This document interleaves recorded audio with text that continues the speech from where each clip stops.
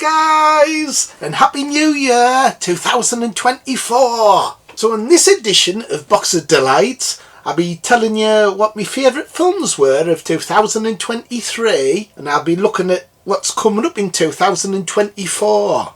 So later on in the episode I'll be doing a draw. Yeah! And this one's TV shows, so look out for that later in the episode. And also, plans of the channel, I'm hoping to regularly do a video on a Wednesday, which will be a TV review, and on a Saturday, which will be a movie review. So I'll probably upload them about 6 o'clock. So hopefully, touch wood, I can manage to get 2 out a week. But first, what were my top 10 films of 2023? It was a really disappointing year, but I managed to get together to 10 films that I think were my favourite. So before we get on to the top 10 of 2023, I want to mention a couple of films that were made in late 2022.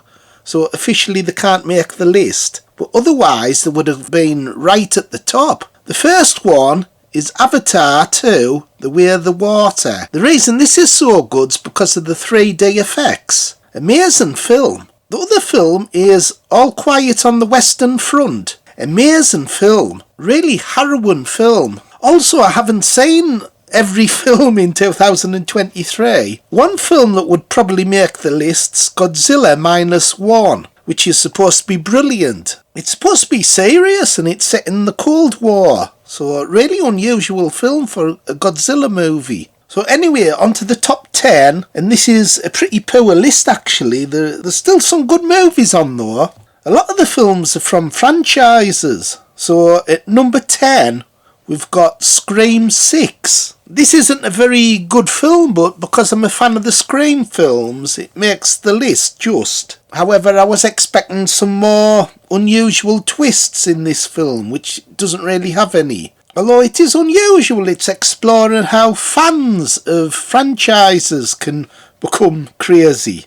In 9th place, I've got Creed 3. I found this film actually quite disappointing. The reason is Sylvester Stallone's not in. And because he's not in the film, it's just ordinary, and it's probably the dullest in the Rocky series, if you count the Creed films as part of the Rocky series. So this film, like the Scream films, I think it's time that they stop making them. In 8th place, I've got A Haunting in Venice. This is an unusual film, Agatha Christie, Poirot, but it's a mixture of two genres, the Agatha Christie detective story, as well as a bit of a supernatural story, which I found quite effective. Really good story actually, I really enjoyed it. In 7th place, I've got Wonka. So this is a remake of the 1971 version, and the songs are actually quite good. There's some good moments in the film, and quite sad moments. In 6th place, I've got Indiana Jones and the Dial of Destiny. This really surprised us. It's the 5th in the series of Indiana Jones films, and it's a good way to finish the saga off, seeing Harrison Ford again playing Indiana Jones. However, there is some woke elements to it, which is disappointing. And it is a bit far-fetched towards the end. But overall, it was really entertaining and a good way to finish the saga off. In 5th place, I've got Guardians of the Galaxy 3. I really enjoyed this one. I like all the Guardians of the Galaxy films, and this is probably my favourite. It's a bit darker than the other ones. It involves some animal experimentation, but it's still quite a fun film. I enjoyed it. In 4th place, I've got The Flash. Really underrated film, this one. A lot of people slam it, but I thought it was really good.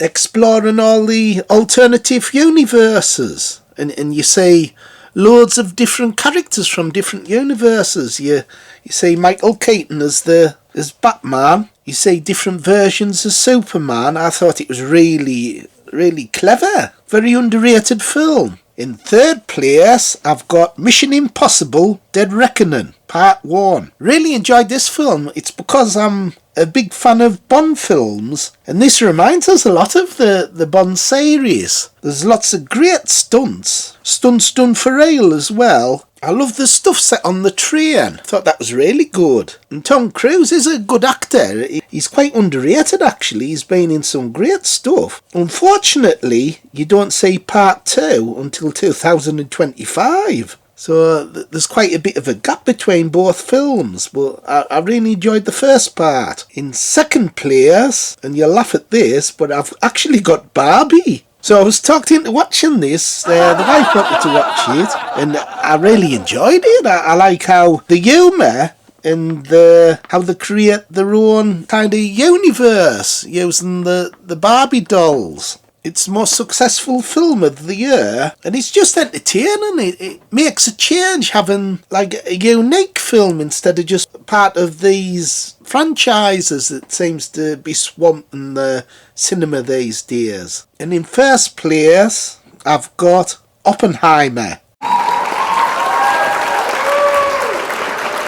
So Christopher Nolan, he's made probably one of his best films, and I'm a kind of a big fan of films that feature nuclear war. I find it so terrifying, films that feature nuclear explosions. So you get films like Threads or The Day After. So this is about the atomic bomb, and there's a great cast to it. The only downside is you don't actually see a gigantic effect where you see the bomb drop and you see a massive explosion and everyone getting killed. I wanted to see that. It's almost left to the audience's imagination, but I was really intrigued by the film. So that's my favourite film of 2023, Oppenheimer. 2024 is shaping up to be a good year, better than 2023. In television, we have Squid Game Season 2. I was a big fan of the first season, and hopefully this will be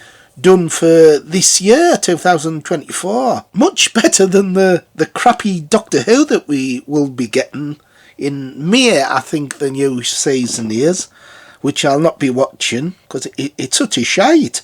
It's woke at its worst. So films that are coming out is Gladiator 2. We have Kingdom of the Planet of the Apes. There's going to be a remake of Nosferatu that sounds interesting. We have A Quiet Place Day 1. Deadpool 3. Probably the film I'm looking forward to the most. The second Joker film. Really looking forward to that. It's supposed to be a musical, or partly a musical. And of course, we have the return of Amicus Productions. So we're really looking forward to 2024, and there'll be lots more coming as well. So 2023 was an awful year for cinema and television shows.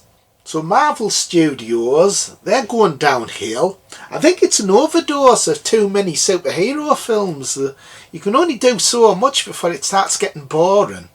But it's not just that, but they're becoming so bloody woke. So you get shite like the Marvels. Utter rubbish. And you're getting these really silly films now from Marvel.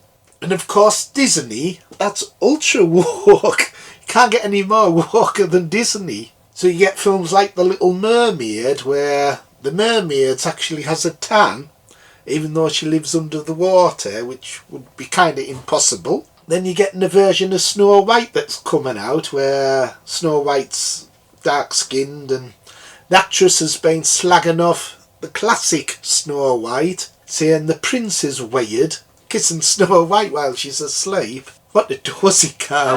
And of course Doctor Who.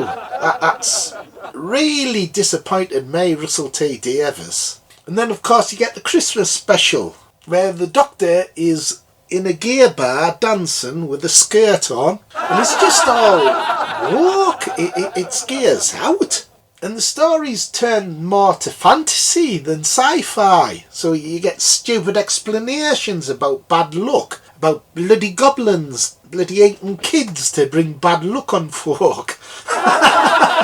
My God, terrible. And I think Russell T Davies, like, red flags popped up. I think he's just doing it deliberately, just to annoy older fans of the show, which is ridiculous, because if it wasn't for fans like us, there wouldn't be a bloody Doctor Who. All the money we've invested on merchandise over the years. Fans have paid thousands of pounds just on merchandise. And him, He's kind of hijacked Doctor Who just to do political messaging, going on about bloody diversity non-stop, instead of telling a bloody Doctor Who story. He's a complete bloody plonker. And I'll not be watching any more Doctor Who, that's it. I'm actually going to have a year gap from doing Doctor Who reviews because I'm so annoyed with Doctor Who at the moment. The recent show's ridiculous. What is shit? And what gives him the right to destroy continuity? Like all these years, like Doctor Who used to be really good at continuity, the classic show. I'm not going to go into it anymore, that's it. Fuck it.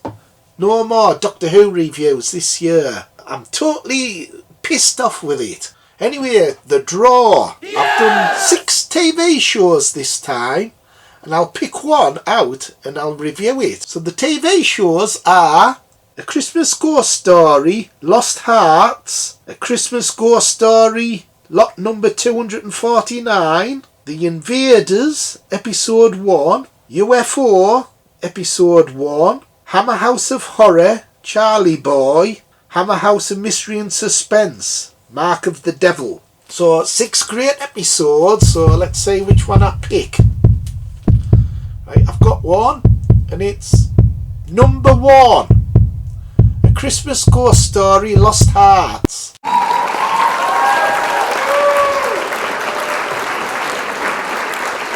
So anyway, I hope you enjoyed the episode. See you next time. Like, subscribe and share. Bye everybody. Bye. Bye.